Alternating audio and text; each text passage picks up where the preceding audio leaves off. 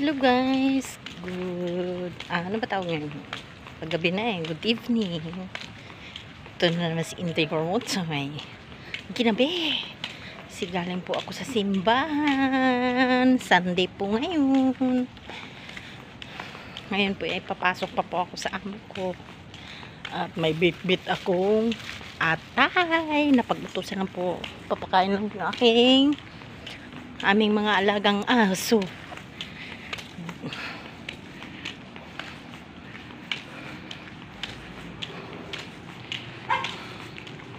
Yan, hinihingal na ako. Wala kasi akong pamasahe kaya naglakad ako. Ay, Diyos ko Lord.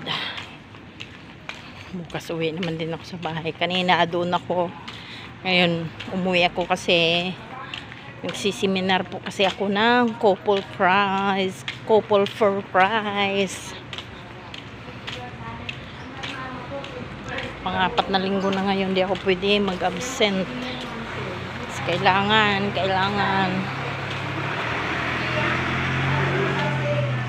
dumaan na sasakyan. Ayan, pag hindi tayo tumabi masagasaan tayo.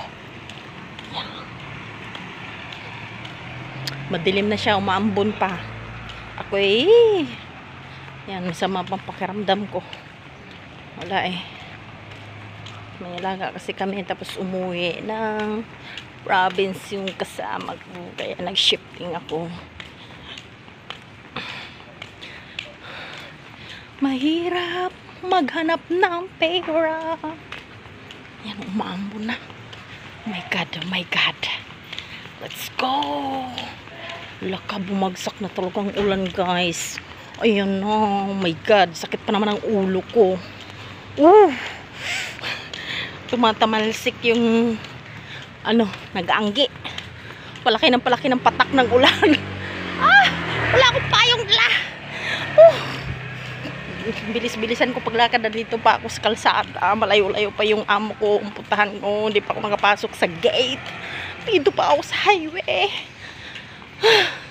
Okay. Bye guys. Thank you for watching. God bless.